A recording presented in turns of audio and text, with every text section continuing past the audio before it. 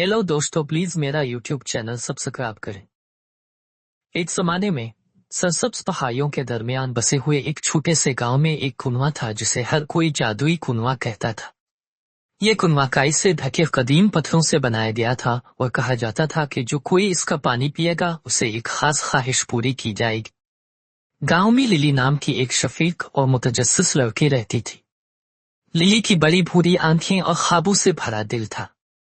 वो जादुई कुनवे के बारे में कहानियां सुनना पसंद करती थी और अक्सर सोचती थी कि अगर वो कभी इसका पानी पी ले तो वो क्या चाहेंगे। एक धूप वाली दोपहर लिली की दादी ने इसे एक राज बताया। लिली, इसने सरगोशी की, जब मैं तुम्हारी उम्र का था मैंने जादुई कुनवे में एक ख्वाहिश की थी और वो पूरी हुई। तुम्हें याद रखना चाहिए, अगरचे कुनवा सिर्फ बेलौस ख्वाहिशात ही देता है जो दिल से आती है। पुरजोश और हैरत से भरी हुई लिली ने फैसला किया कि वो अपने लिए कुनवा देखना चाहती है। अगली सुबह सवेरे उसने एक छोटा सा थैला जिसमें कुछ रोटी, पनीर और पानी की बोतल थी और कुनवे की तरफ रवाना हो गई। रास्ता घूम रहा था और चारों तरफ खुलते फूलों और गाते परिंदों से घिरा हुआ था। चलते चलते इसने सोचा कि वो क्या चाहती है। रास्ते में लिली ने कई दोस्तों से मुलाकात की। सबसे पहले इसकी मुलाकात सीमी नामी एक उदास गुलहरी से हुई जिसने अपना एक रंग का जखीरा खो दिया था। फिक्र ना करो सीमी, लिली ने कहा, मैं इसे ढूंढने में आपकी मदद करूंगी। उन्होंने मिलकर तलाश किया और एक बड़े बलूत के दरख्त के नीचे सीमी के बालों को पाया। सीमी ने खुशदिली से इसका शुक्रिया अदा किया और वहां से चला गया। अगला लिली ने एक बूढ़ी औरत को पाया जो सेब की एक भारी टोकरी ले जाने के लिए जिदोजहद कर रही थी। मुझे आपकी मदद करने दो, लिली ने पेशकश की और वो टोकरी लेकर औरत के घर चली गई।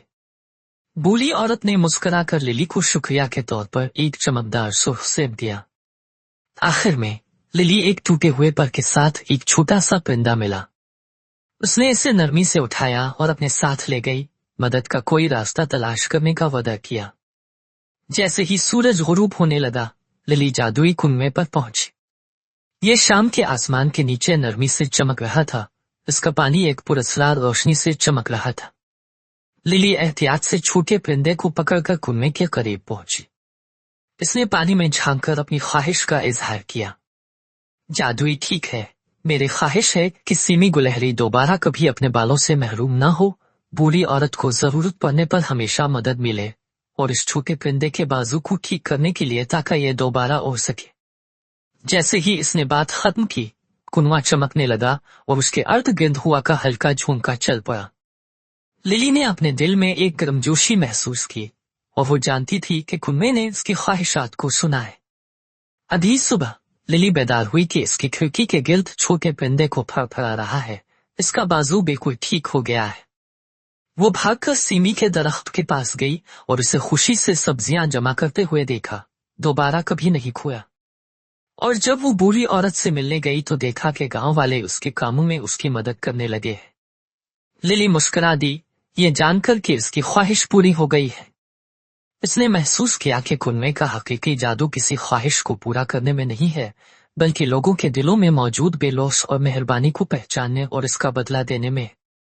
इस दिन से लिली दूसरों की मदद करती रही और उसकी ख्वाहिशात की कहानी पूरे गांव में फैल गई।